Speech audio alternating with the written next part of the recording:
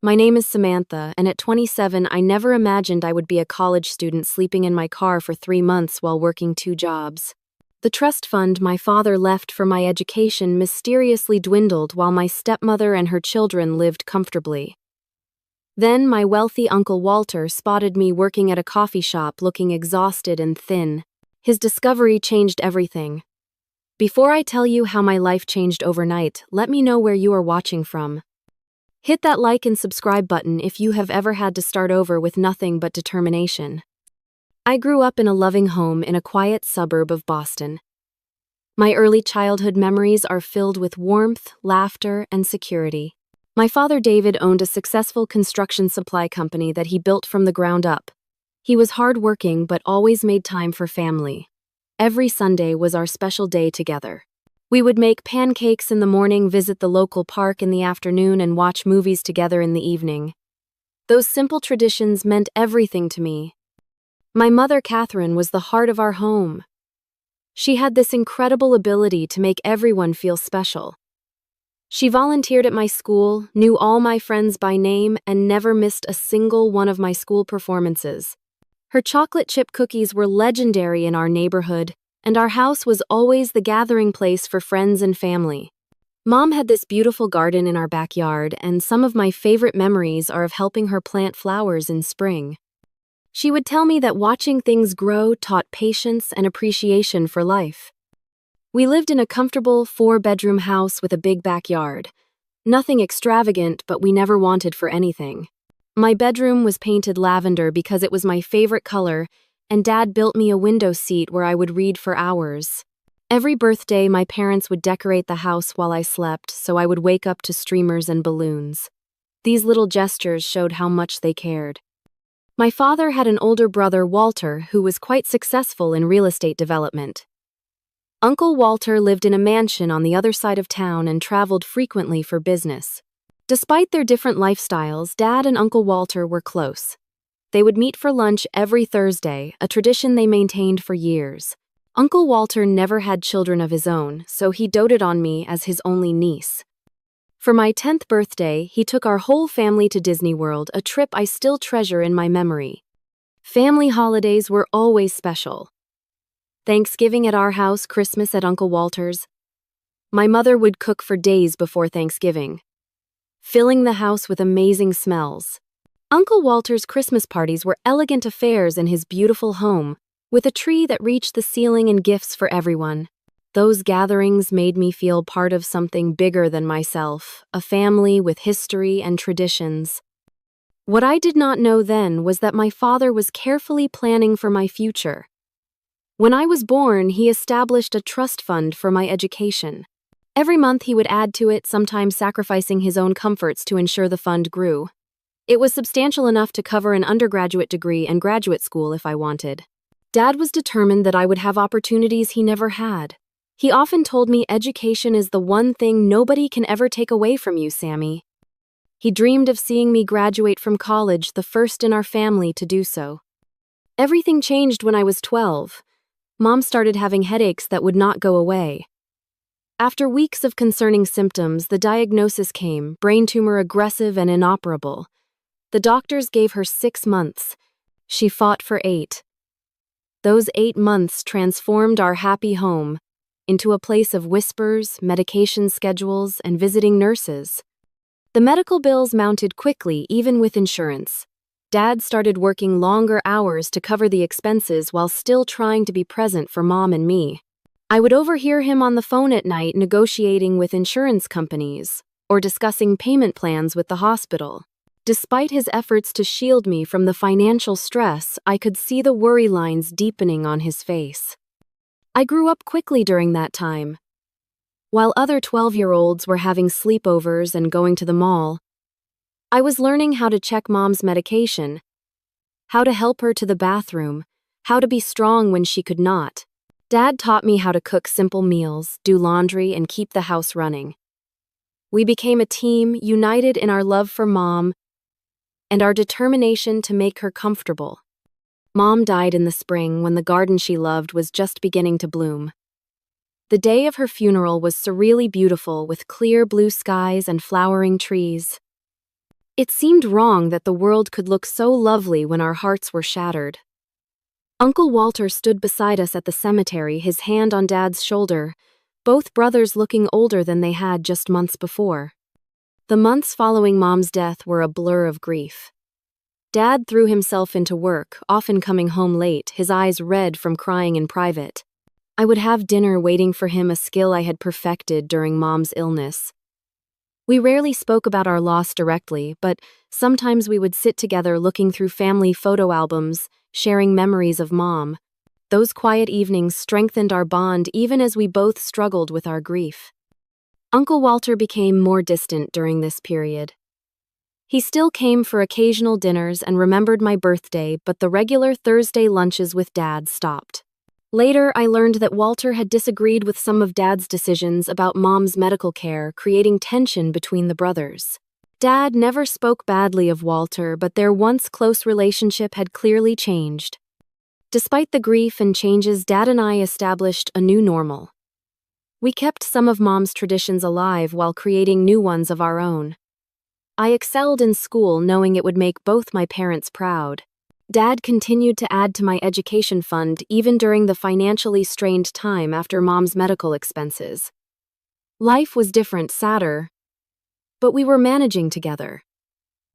2 years after Mom died, Dad introduced me to Diana.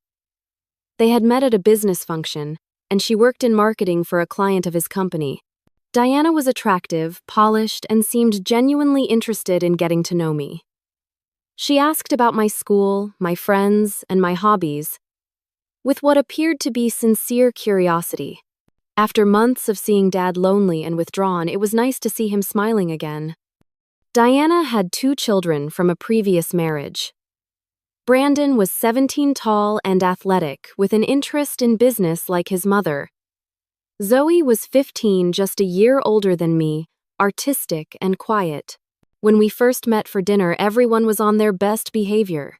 Brandon asked Dad about his business, Zoe complimented me on my necklace, and Diana made sure everyone was included in the conversation. I remember thinking this might actually work, that we could become a real family. 6 months after they met, Dad and Diana got married in a small ceremony. I was happy for him, but could not help feeling that everything was moving very quickly. Still, I wanted to be supportive. Diana moved into our house with her children, and suddenly our quiet home was busy and full again. Brandon took the guest room, and Zoe moved into the small office that Dad converted into a bedroom for her. The changes were subtle at first. When Dad was around, Diana was warm and inclusive. She would ask about my day, compliment my achievements, and include me in family discussions. But when Dad was at work, there was a noticeable shift in her demeanor. Her smile did not reach her eyes, her questions became more like interrogations, and she began to compare me unfavorably to Zoe. Brandon and Zoe picked up on their mother's cues. They were never overtly mean, just increasingly dismissive. They would make plans without including me, have inside jokes I was not part of, and subtly rearrange our living space to favor their preferences. My opinion on household matters gradually became irrelevant. One day, I came home from school to find that my bedroom had been partially cleared out to make room for Zoe's art supplies. "Your room has the best light," Diana explained with a thin smile. "And you 2 girls should be sharing anyway. It will help you bond." Dad thought it was a great idea when Diana presented it to him as something she and I had agreed upon together. Photos of my mother began disappearing from the common areas of the house. When I asked about them, Diana said they had been carefully stored away. "It is not healthy to dwell in the past, sweetie. We need to focus on our new family now." The Christmas ornaments Mom and I had collected together mysteriously did not make it out of storage that first holiday season. Our traditional family recipes were replaced with Diana's, and our usual holiday customs were discarded in favor of new ones. Dad was working longer hours than ever. Diana encouraged this, telling him how impressive his work ethic was and how much she admired his ambition. "You go be the provider, honey. I will take care of everything at home." And she did take care of things, reshaping our home and routines to her liking while Dad was absent. Money became a frequent topic of conversation between them. I would overhear Diana discussing the business, suggesting changes, mentioning expenses. The children's activities are so important, but so costly, she would say, or Brandon needs a car for college next year. Dad would agree to whatever she suggested, seemingly grateful for her interest in his business affairs. Meanwhile, my own activities became less of a priority. When I needed money for a school trip, Diana questioned whether it was necessary. "College is expensive, Samantha. We need to be saving, not spending on frivolous things." She said this despite knowing about my education fund, which Dad had mentioned was specifically for such expenses. The distance between Dad and me grew wider. Diana was skilled at creating small conflicts, then positioning herself as the peacemaker. Samantha is at that difficult age, she would tell Dad when I expressed any disagreement. All teenagers go through this rebellious phase. She would suggest that my behavior was hurtful to our new family dynamic, making Dad feel torn between us. Despite these challenges, I tried to maintain my relationship with Dad. I would wake up early on Saturdays to have breakfast with him before everyone else was awake. We would talk about school, his work, and sometimes reminisce about Mom. These moments became increasingly rare as Diana began scheduling family activities that required early preparation, effectively eliminating our private time. I tried to be understanding. Dad seemed happy, or at least content, with the new arrangement. He had been so sad for so long after Mom died that I was reluctant to do anything that might disrupt his newfound stability. So I adapted, kept my head down, focused on school, and looked forward to college when I could establish my own space again. The family business began showing signs of trouble about a year after the marriage. Dad started bringing work home, spending evenings at the dining room table surrounded by paperwork, his expression worried. Diana would bring him coffee, massage his shoulders, and assure him that she was there to help. She began accompanying him to business meetings and client dinners, positioning herself as his partner in all things. By the time I was 16, I felt like a guest in my own home. My bedroom, now shared with Zoe, had been redecorated to her taste.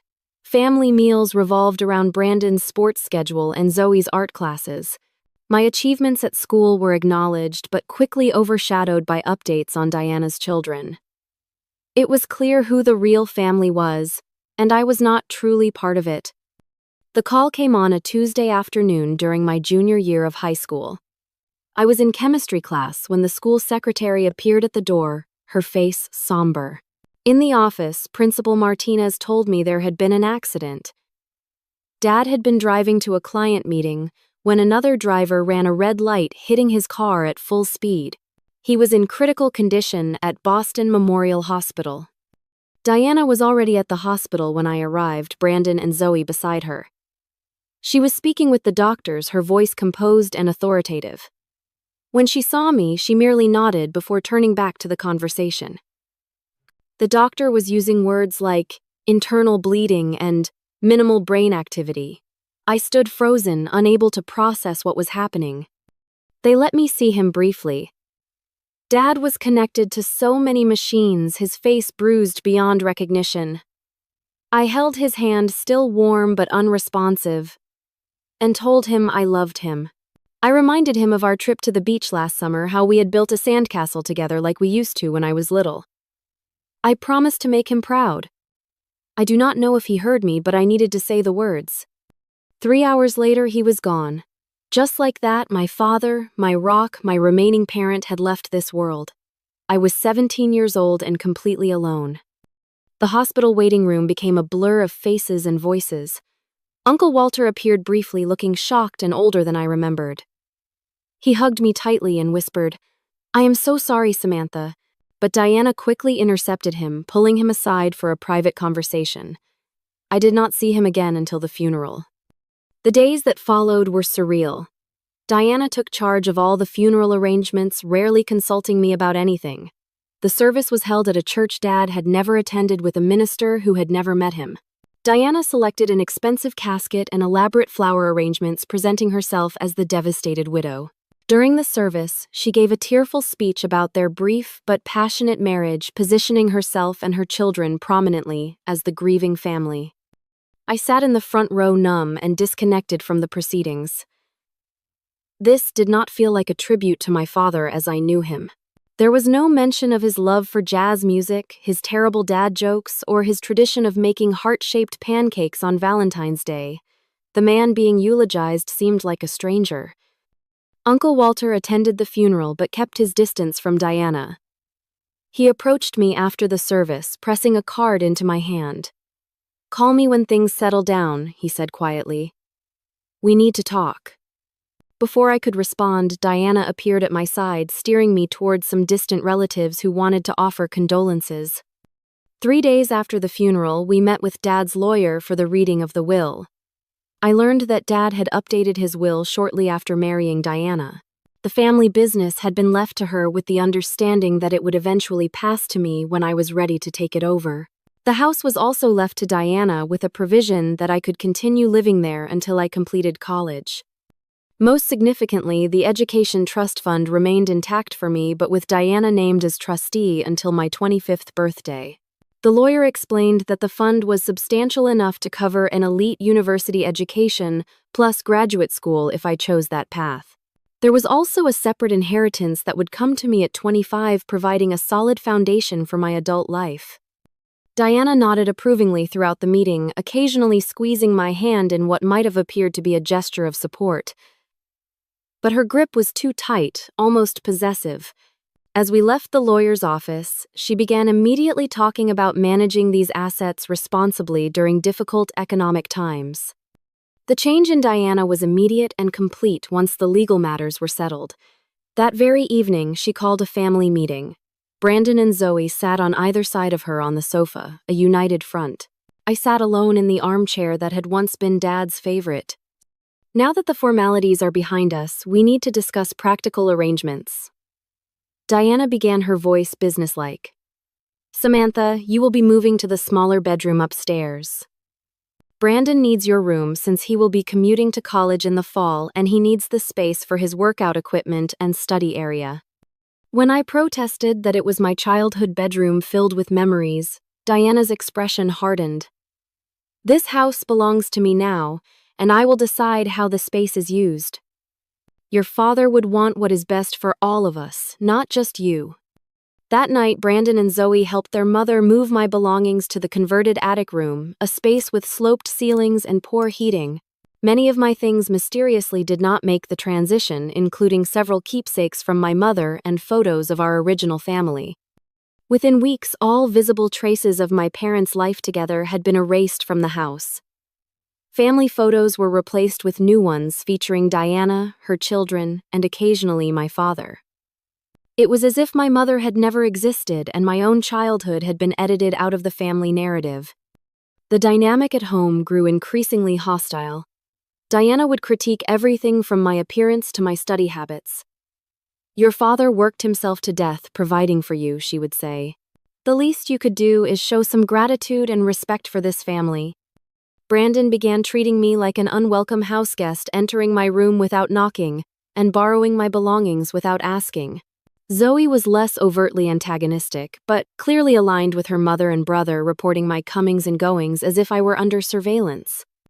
Diana took control of all my expenses, demanding receipts and justification for everything from school supplies to clothing. "As trustee, I have a fiduciary responsibility," she would remind me. "Your father trusted me to make wise decisions with his money." Basic necessities became luxuries. I had to justify while Brandon received a new car for his college commute and Zoe attended an expensive summer art program. My final year of high school became an exercise in endurance. I spent as much time as possible at school joining clubs and study groups to avoid going home. I found part-time work at a local bookstore, saving every dollar in a private account Diana did not know about. I focused intensely on my studies, knowing that a scholarship would give me more independence from Diana's financial control. The emotional abuse was constant but subtle enough that outsiders might not notice. Diana never hit me, but her words cut deeper than any physical blow could have. She would remind me that I was only in her home because of my father's charity, that I was a burden she had graciously accepted. She would compare me unfavorably to her own children, pointing out my flaws and minimizing my achievements. Through it all, I held on to the knowledge that this was temporary. College would be my escape, a chance to build a life away from Diana and her children. I applied to universities both near and far, hoping for scholarships that would supplement my trust fund and give me some financial independence. Each acceptance letter was a promise of freedom, a light at the end of a very dark tunnel. My acceptance to Northeastern University should have been a moment of pure joy. It was my first choice school with an excellent program in business management, my chosen field. When the thick envelope arrived, I opened it alone in my room, tears streaming down my face as I read the congratulatory letter. For a moment, I could almost feel Dad's hand on my shoulder, hear his voice saying, "I knew you could do it, Sammy." The reality check came quickly when I shared the news with Diana. She glanced at the letter, her expression unimpressed. "Northeastern is very expensive," she said. "I am not sure your trust can cover that, especially with the business struggling. Perhaps you should consider community college for the first 2 years." I stood my ground, reminding her that Dad had specifically saved for my education at a good university. The trust fund was more than adequate even for Northeastern's tuition. Diana reluctantly agreed, but made it clear that every expense would be scrutinized. "As trustee, I need to ensure the money lasts all 4 years," she said. "There will be no extravagances." The battle for each semester's tuition became a grueling ordeal. Diana required extensive documentation and justification for every fee. Basic textbooks were questioned as unnecessary expenses. When I needed a laptop for coursework, she insisted I use the family's old desktop computer instead. Each financial discussion ended with reminders of how generous she was being, how grateful I should be for her careful management of family resources. Despite these challenges, those first 2 years at Northeastern brought a welcome respite from life with Diana. I lived in a dormitory, sharing a small room with another freshman named Jessica, who became a good friend. The cramped space was a paradise compared to the hostile environment of what had once been my home. I threw myself into my studies, joined student organizations, and began building a life independent of Diana's influence. I limited my visits home to the minimum required, usually just major holidays. Each return was more difficult than the last. Diana would spend the first hour cataloging all the ways I had disappointed her, followed by detailed reports of how Brandon was excelling in business school and Zoe was flourishing in her art program. My room had been progressively emptied of my possessions, with more of my things relegated to boxes in the garage each time I returned. The summer after sophomore year, I found an internship that allowed me to stay in Boston rather than return home. Diana was displeased but could not argue with the professional experience it would provide. That summer gave me my first taste of true independence, managing my own apartment sublet and budget without Diana's interference. Everything changed during my junior year. Diana called me to her house for what she termed an important financial discussion. Seated at the dining room table with spreadsheets before her, she explained that the family business was in trouble. "The economy has hit us hard," she said. "Though I had read that the construction industry was actually booming. We need to make some difficult decisions about expenses." The difficult decision, it turned out, was a dramatic reduction in my educational funding. Diana claimed the trust had been underperforming and that they needed to reallocate resources temporarily. My tuition would be covered, but housing, books, and all living expenses would now be my responsibility. When I asked to see the trust account statements, Diana became defensive. "I do not appreciate your lack of trust, Samantha.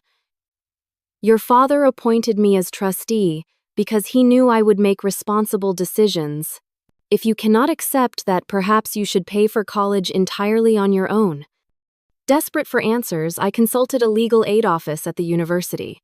The student lawyer I spoke with was concerned, but explained that challenging a trustee required evidence of mismanagement and legal resources I simply did not have. Without access to the actual financial records, there was little I could do except try to adapt to my new circumstances. I picked up additional work hours at the campus bookstore and found a second job waiting tables at a nearby restaurant. My grades suffered as I balanced work and studies, but I was determined to complete my degree. I cut every possible expense, eating most meals at work and buying used textbooks when possible. When summer came again, I had no choice but to return to Diana's house temporarily while I looked for affordable housing near campus. What I found shocked me to my core. My bedroom had been completely converted into a home gym centered around an expensive treadmill and weight set that was clearly new. There was no bed, no desk, no sign that I had ever lived there. My remaining possessions had been boxed and moved to the garage, many items damaged by moisture or missing entirely. When I confronted Diana, she seemed surprised by my reaction. "You are hardly ever here," she said dismissively. "It made no sense to keep a room empty when Brandon needs a place to work out. You can sleep on the sofa while you are visiting." That evening, I overheard a conversation between Diana and Brandon in the kitchen. They did not realize I was within earshot as I sorted through my damp boxes in the garage. "The trust fund has been a lifesaver," Diana was saying. "Without it, we would have lost the business last year." "How much longer can we keep using it?" Brandon asked. "Until she turns 25 or graduates. The terms are specific, but I have been careful moving small amounts at a time. By the time she could challenge anything, the money will be fully integrated into the business." "What if she figures it out?" "She has no proof and no resources to fight us legally. Your father was meticulous about the paperwork. On paper, everything looks legitimate investments that did not perform as expected." I felt physically ill hearing their conversation. They were systematically stealing my inheritance, the money Dad had carefully saved for my future. The business trouble was likely fabricated an excuse to appropriate my trust fund for their own benefit. I had been naive, trusting Diana to honor her legal and moral obligations as a trustee. That night, sleeping on the uncomfortable sofa in what had once been my home, I made a decision. I would not confront Diana directly. Not yet. I would find a way to support myself, completely document everything I could, and build a case for when I had the resources to fight back. I would not give her any reason to cut me off entirely from what remained of my trust fund. The next morning, I told Diana I had found summer housing back in Boston with friends. It was a lie, but I needed to escape before my anger betrayed me. I packed what little I could salvage from the garage, said a cold goodbye to the family that had never accepted me, and drove back to the city with no real plan except survival. My first night in my car, parked in a Walmart parking lot on the outskirts of Boston, was a terrifying wake-up call. Every sound made me jump. Every passing car a potential threat. I had arranged what few possessions I had brought in the back seat and trunk, creating a small sleeping space in the reclined driver's seat. My trusty Honda Civic, a 16th birthday gift from Dad before he died, became my only home. With the fall semester still 2 months away, I needed to find immediate work and establish a routine that would allow me to live undetected in my car. My savings from the school year would not last long, especially since I needed to keep up appearances to hide my situation. The next morning, I signed up for a membership at a 24-hour fitness center. For $30 a month, I had access to clean showers, restrooms, and a place to spend time during bad weather. I learned to arrive early around 5:30 in the morning when the gym was nearly empty. I could shower change and prepare for the day without drawing attention to my situation. Finding safe parking spots became an art form. I rotated between several locations, the Walmart lot, a quiet residential street near the university, and occasionally the parking garage at the mall where security was minimal. I never stayed in one place more than 2 nights in a row to avoid detection. Hospital parking lots were good in emergencies as they always had activity and security, making them relatively safe for a woman alone. I found a job at a coffee shop near campus that opened at 6 in the morning. The early shift suited my new sleeping schedule, and the manager was impressed by my willingness to work when others preferred to sleep in. The tips were decent, and the job came with the perk of free coffee and discounted food. More importantly, it gave me a legitimate place to be during the day. For evenings and weekends, I picked up shifts at a clothing store in the mall. Between the 2 jobs, I was working nearly 70 hours a week, leaving little time to dwell on my circumstances. Every dollar went into a new bank account. Diana knew nothing about building a safety net for the coming school year. The physical toll was immense. My back ached constantly from sleeping in the car seat. Summer in Boston brought stifling heat and humidity, making sleep difficult and uncomfortable. I kept windows cracked for air but worried about security. Rainstorms were the worst, filling the car with moisture that never quite dried in the humid air. I developed systems for every aspect of my new life. My clothes were organized in space, saving vacuum bags stored in the trunk. A small cooler held basic perishables, refreshed daily, with ice from the coffee shop. My laptop and important documents stayed with me at all times in a backpack. I did laundry weekly at a laundromat, using the time to study or read. Personal hygiene required creative solutions. Dry shampoo became essential for days when I could not get to the gym before work. Baby wipes served for quick cleanups. I kept my appearance meticulously neat, knowing that looking disheveled might raise questions. I rotated my limited wardrobe carefully, making sure coworkers did not notice I wore the same few outfits repeatedly. The library became my sanctuary during free hours. Air-conditioned, quiet, and free, it provided a place to study, use Wi-Fi, and simply exist in comfort. I would arrive when it opened and often stay until closing, making use of the study rooms and computer labs. The librarians came to know me as a dedicated student, never suspecting I had nowhere else to go. Finding restrooms was a constant concern. I mapped out every public facility with decent privacy and cleanliness. Coffee shops, bookstores, and certain fast food restaurants became reliable stops in my daily movements around the city. I learned which places were lenient about non-customers using their facilities, and which required a purchase. Meals were planned for maximum economy and convenience. The coffee shop provided breakfast, often leftovers that would otherwise be discarded. Lunch was usually something that did not require refrigeration, like peanut butter sandwiches or energy bars. For dinner, I would buy ready-made salads or sandwiches at the grocery store, eating in my car or at a park bench. As the summer progressed, I became proficient at this nomadic existence, but the loneliness was crushing. I spoke to people all day at my jobs, but could never share my true situation. The few friends I had from college were away for the summer, and I avoided their calls and messages rather than lie directly about my circumstances. Pride and shame kept me isolated, determined to solve my problems independently. When fall semester began, I added classes to my already overwhelming schedule. I had arranged my work hours around my course load, often rushing from morning classes to afternoon shifts, then studying late into the night in empty campus buildings before returning to my car to sleep. My professors noticed the change in me. My work, once exemplary, was now merely adequate. I looked perpetually tired, and my participation in class discussions had diminished. One particularly observant marketing professor, Dr. Patel, asked me to stay after class one day. "Samantha, is everything all right? Your last paper was not up to your usual standard and you seem exhausted." I manufactured a story about working extra hours to save for graduate school, thanking her for her concern but assuring her I was managing. Dr. Patel did not seem convinced but did not press further.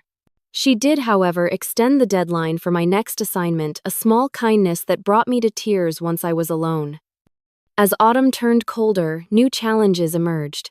My car's heater worked, but running it all night would waste precious gas.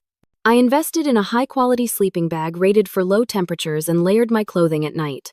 On the coldest nights, I sometimes splurged on a cheap motel room, justifying the expense as necessary for my health and ability to continue working and studying. I became an expert at using campus resources. The student center had microwaves where I could heat meals. The recreation building had lockers where I could store some belongings during the day. Computer labs provided technology I needed for assignments. I took advantage of every free event that offered food, often wrapping extra portions to save for later. Through it all, I maintained my appearance of normalcy. To my classmates and coworkers, I was just another hard-working student, perhaps more dedicated than most. No one suspected that after my shifts ended, I had no home to return to, no bed of my own, no family supporting my efforts. I had been living this double life for over 3 months when fate intervened in the form of Uncle Walter. I was working the morning shift at the coffee shop, hair neatly pulled back, uniform crisp despite being ironed in the gym bathroom, smile firmly in place as I took orders and prepared drinks.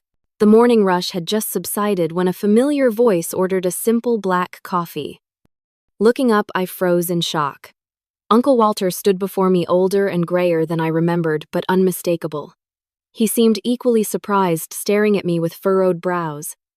"Samantha, is that you?" I nodded, suddenly conscious of how thin I had become, how exhausted I must look, despite my efforts to appear normal. "Hello, Uncle Walter. It has been a while." He stepped aside to let other customers order, waiting until my coworker could cover for me before motioning me to join him at a corner table. My manager, seeing a potential family reunion, waved me off for a brief break. "What are you doing working here?" Walter asked, his tone concerned rather than judgmental. "I thought you would be focused on your studies. Diana mentioned you were doing well at Northeastern." The mention of Diana's name sent a surge of anger through me. "When do you speak to Diana?" "Rarely. A courtesy call about the business occasionally. We are not close." He studied my face carefully. "Samantha, you look exhausted. Is everything all right?" Perhaps it was the genuine concern in his voice, or the accumulated stress of months of pretending, but something in me broke. Tears filled my eyes, and I quickly wiped them away, embarrassed to be crying at work. "I get off at 2, I said quietly. "Could we talk then?" Walter nodded, his expression serious. "I will come back. We definitely need to talk." Those 4 hours were the longest of my life. When my shift finally ended, I found Walter waiting in his car, a luxury sedan that made my weathered Honda look even more pathetic. He suggested we go somewhere for lunch, and I directed him to a small cafe where I knew the food was reasonably priced. Over sandwiches, the whole story poured out of me. The gradual takeover of my home after Dad died. Diana's control of my trust fund. The conversion of my bedroom to a gym. The overheard conversation about using my money to save the business. My current living situation in my car, working 2 jobs while trying to maintain my studies. Walter listened without interrupting, his expression darkening with each new detail. When I finally finished, he was silent for a long moment, hands clasped tightly on the table. "I had no idea," he finally said, voice tight with anger. "I knew Diana and I had our differences, but I never imagined she would do this to you, to David's daughter." He shook his head. "I should have stayed more involved after your father died. This is partly my fault." "You could not have known," I said, suddenly feeling lighter, having shared my burden. Walter reached across the table and took my hand. "This ends today, Samantha. No niece of mine is going to live in her car while that woman misappropriates her inheritance. Come with me right now." Uncle Walter's reaction was immediate and decisive. After lunch, he insisted on seeing my car, his face growing grimmer as he took in the neatly organized but undeniably makeshift living arrangement. My few possessions were carefully stowed in the trunk and back seat. A small pillow and blanket were arranged on the reclined driver's seat. A cooler in the passenger footwell held a few perishable food items. "This is unacceptable," he said firmly. "Pack whatever you need for tonight. You are coming to my house immediately." I hesitated, pride and independence warring with desperate need. "I do not want to be a burden." Walter's expression softened. "You are family, Samantha. The only family I have left. You could never be a burden." His voice broke slightly. "Your father would be heartbroken to see you living like this. Please let me help you." That night, I slept in a real bed for the first time in months. Walter's house was as grand as I remembered, a sprawling estate in one of Boston's most exclusive neighborhoods. He gave me a guest suite with my own bathroom, fresh towels, and even a spare set of pajamas his housekeeper found. The luxury was overwhelming after months of deprivation. Over breakfast the next morning, Walter outlined his plan. "I have already called my attorney. We are meeting him at 10. I want you to tell him exactly what you told me yesterday, every detail you can remember about Diana's management of your trust." Walter's attorney, Mr. Greenberg, was a sharp-featured man with piercing eyes and a reputation as one of Boston's most formidable litigators. He listened intently as I recounted my story, taking detailed notes and occasionally asking for clarification. "Based on what you have described," he said, "when I finished, we have strong grounds to petition for Diana's removal as trustee. The conversion of trust assets for personal or business use is a serious breach of fiduciary duty. The court takes a very dim view of trustees who commingle funds or use them for unauthorized purposes." "What about the things Diana said about investments not performing well?" I asked. Mr. Greenberg smiled thinly. "Financial records do not lie, Miss Roberts. If Diana has been transferring money from your trust to the business, there will be a paper trail. My forensic accountant will find it." The investigation moved quickly. Mr. Greenberg obtained a court order for all records related to my trust fund and the family business. Walter insisted I focus on my studies while they handled the legal aspects, offering me a place in his home for as long as I needed. I reduced my work hours to a manageable level, keeping only the coffee shop job that I actually enjoyed. 2 weeks later, Mr. Greenberg called us in for a meeting. Spread across his desk were financial statements, bank records, and business documents. His expression was grim but satisfied. "We found it," he said without preamble. "Over the past 3 years, Diana has systematically diverted funds from Samantha's trust into the family business. The transfers were disguised as investments, but there was never any formal loan agreement or equity exchange. The business has been operating at a loss for years, and Diana has been using the trust as a personal slush fund." The numbers were staggering. Nearly $200,000 had been diverted from my education trust, leaving less than a quarter of what should have been available. In addition, Diana had been paying herself an excessive trustee fee and using trust assets to cover personal expenses for herself and her children. "This goes beyond civil violations," Mr. Greenberg continued. "There is enough evidence here for criminal charges of fraud and embezzlement. The question is how you want to proceed." Walter looked to me. "This is your decision, Samantha. We can pursue criminal charges or we can focus on recovering your assets through civil action. Either way, Diana will be removed as trustee immediately." I thought about Diana, Brandon, and Zoe, who had systematically pushed me out of my own home and stolen my inheritance. I thought about sleeping in my car through summer heat and autumn chill. I thought about working until my hands cracked and my feet blistered, all while they lived comfortably on money my father had saved for my future. "Both," I said firmly. "I want to pursue both criminal and civil action. What they did was wrong, and they should face consequences." The confrontation happened in Mr. Greenberg's office. Diana arrived with her own attorney, a nervous-looking man who seemed overwhelmed by the situation. She maintained her composure until Miss Greenberg began methodically presenting the evidence, at which point her facade began to crack. "These were legitimate business investments," she insisted. "David would have wanted the company preserved for Samantha's future." "Then why was there no formal investment agreement?" Mr. Greenberg countered. "Why were the transfers concealed in the trust accounting? And why were personal expenses for Brandon and Zoe being paid from trust assets?" Diana's attorney whispered urgently in her ear, but she brushed him off. "I was doing what was best for the family. The business needed capital, and the trust was just sitting there." "It was not just sitting there," I said, finding my voice. "It was my future. It was meant for my education and security. Not for saving a failing business or buying Brandon a car." Diana's eyes narrowed.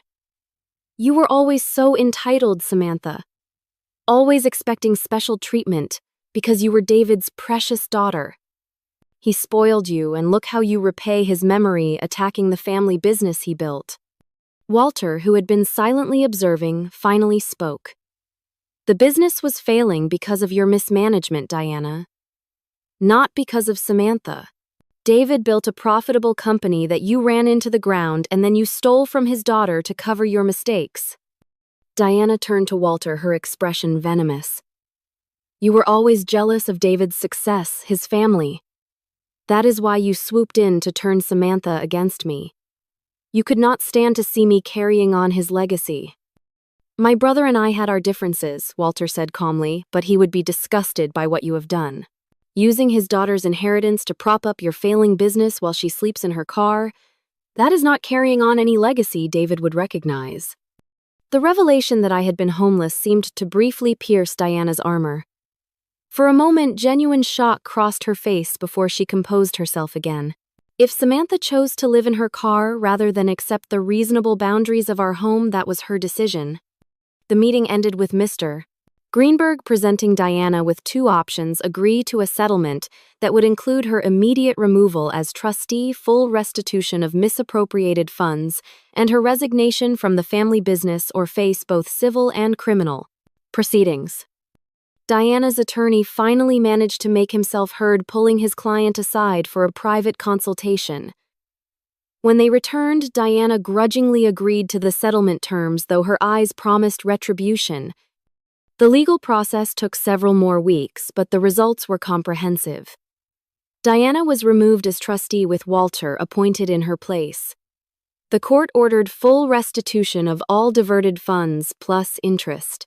Diana was forced to sell her ownership in the family business to pay the judgment, with the company itself placed under professional management until I was ready to make decisions about its future. Despite agreeing to the settlement, Diana still faced criminal charges for fraud. The district attorney, presented with the evidence Mr. Greenberg had gathered, pursued the case independently. Diana eventually accepted a plea deal that included probation, community service, and a permanent mark on her record that would prevent her from serving as a trustee or financial manager in the future. Throughout this process, Walter supported me completely. He insisted I focus on rebuilding my life and completing my education, while he handled the legal and financial details. Your father was always the responsible one, he told me one evening. He would have never let this happen if he had lived. The least I can do is help put things right. As we spent more time together, Walter shared insights about my father that I had never known. They had grown apart after my mother's death, partly because Walter had disapproved of Diana from the beginning. I saw through her immediately, he admitted. But David was lonely and vulnerable after Catherine died. When I tried to warn him, it only created distance between us. It is one of my greatest regrets that I did not try harder to stay connected to both of you. Walter also revealed that he had been diagnosed with cancer the year before my father died, explaining his withdrawal from family activities. I did not want to burden David with my illness while he was still grieving Catherine. By the time I was in remission, Diana had already established her influence and I was effectively pushed out. These conversations helped me understand the complex family dynamics that had led to my situation. They also created a new bond between Walter and me, a connection that began to heal some of the loss I had experienced. The restoration of my trust fund and the additional compensation from the settlement meant I could complete my education without financial worry. I moved into a small but comfortable apartment near campus, donated most of the clothes and supplies I had used during my homeless period, and slowly began to feel secure again. The family business, now under professional management, began to recover once freed from Diana's mishandling. The managers Walter hired provided regular reports educating me about the company my father had built so that I could eventually decide whether to sell it or take an active role in its operation. As for Diana, Brandon, and Zoe, they moved to another state after the settlement. I heard through mutual acquaintances that they were living in much reduced circumstances. Diana's reputation in the business community tarnished by the legal proceedings. I felt no satisfaction in their downfall, only relief that they were no longer part of my life.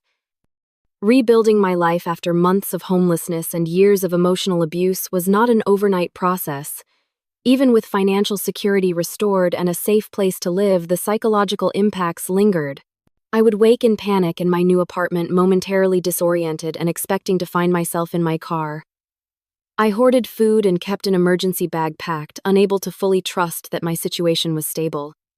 Uncle Walter recognized these signs of trauma and gently suggested I consider therapy. There is no shame in seeking help, he said. What you went through would leave scars on anyone. With his encouragement, I began seeing Dr. Morales, a therapist specializing in family trauma and displacement. In those sessions, I learned to process the complex grief of losing both parents, the betrayal by my stepfamily, and the fear and shame of my homeless period. Dr. Morales helped me understand that my hypervigilance and anxiety were normal responses to abnormal circumstances, not weaknesses or flaws in my character. "You survived an incredibly difficult situation," she reminded me often. "The coping mechanisms that helped you then may not serve you now, but they were valuable when you needed them. Now we can work on developing new tools for your current reality." Slowly, with professional guidance and Walter's unwavering support, I began to heal. I established new routines that nurtured rather than depleted me. I reduced my work hours to a reasonable part-time schedule that complemented my studies rather than competing with them. I learned to cook nutritious meals in my own kitchen, finding joy in the simple luxury of preparing food in a safe space.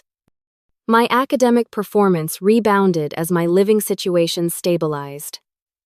Professors who had noted my decline now commented on my renewed engagement and improved work. Dr. Patel, who had shown me kindness during my hardest period, became a valued mentor, guiding my interest in business ethics toward a potential career path. Walter and I established a new family relationship, different from but equally valuable as the one I had lost. We had dinner together every Sunday, creating our own tradition. He shared stories about my father's youth and their early business ventures together. Through his memories, I gained a fuller picture of the man my father had been before grief changed him. The legal resolution with Diana provided not just financial restitution but a form of validation. The courts had recognized the wrong done to me, affirming that I had not imagined or exaggerated the mistreatment. This official acknowledgement helped counteract years of gaslighting and dismissal. As my immediate crisis receded, I began volunteering at a youth shelter, using my experience to help other young people facing housing insecurity. I understood their pride, their shame, their desperate need for normalcy in a way that most volunteers could not. Without revealing the details of my own story, I could offer genuine empathy and practical advice. This volunteer work eventually led to a part-time position coordinating services for college students experiencing homelessness, an invisible population larger than most people realize. The work was meaningful and healing, allowing me to transform my painful experience into something constructive. My academic focus shifted slightly as my personal experiences informed my professional interests. I added courses in nonprofit management and social entrepreneurship to my business curriculum, envisioning a career that would balance financial success with social impact. My senior thesis examined housing insecurity among college students, drawing attention to a growing problem while proposing practical solutions. Graduation day was a triumph I had once feared might never come. Walter sat proudly in the audience as I crossed the stage to receive my diploma with honors. In that moment, I felt my father's presence strongly, his dream for my education finally fulfilled despite all obstacles. After graduation, I faced a decision about the family business. With Walter's guidance, I had learned enough about its operations to understand its potential and challenges. Rather than selling it or stepping directly into management, I chose a middle path. I retained ownership but installed an experienced management team, setting clear ethical guidelines and employee-centered policies. I would serve on the board and learn the business gradually while pursuing my own career path in social enterprise. The trust fund that had been the source of so much conflict was now under Walter's careful stewardship with transparent reporting and joint decision-making. When I turned 25, the remaining inheritance would transfer to my control, a prospect that no longer filled me with anxiety. Walter had taught me financial management skills. My father never had the chance to share, preparing me to handle my inheritance responsibly. Throughout this journey of recovery and rebuilding, I learned profound lessons that would shape the rest of my life. I learned that family is defined by love and loyalty, not merely by blood or legal ties. Walter became more family to me than Diana had ever been, despite her marriage to my father. I learned the value of asking for help, a lesson that did not come easily to someone who had survived, through fierce independence. Accepting Walter's assistance doctor, Morales's guidance, and my friend's support did not diminish my strength but multiplied it. I learned about the insidious nature of emotional abuse, how it distorts reality and erodes self-worth so gradually that victims often do not recognize what is happening until the damage is severe. This understanding made me both more compassionate toward others and more protective of my own boundaries. Perhaps most importantly, I learned that resilience is not about weathering hardship alone, but about finding ways to keep moving forward despite obstacles. Sometimes that means sleeping in your car and showering at a gym. Sometimes it means accepting a spare bedroom and legal help from a long-lost uncle. The strength is not in the specific strategy, but in the refusal to surrender to circumstances. Today, 5 years after Walter found me working at that coffee shop, my life bears little resemblance to my darkest days. I have a fulfilling career working with a foundation that addresses youth homelessness. I own a small but beautiful apartment in a city I love. I have meaningful relationships with friends who know my full story and love me anyway. And I have a relationship with Walter that has enriched both our lives immeasurably.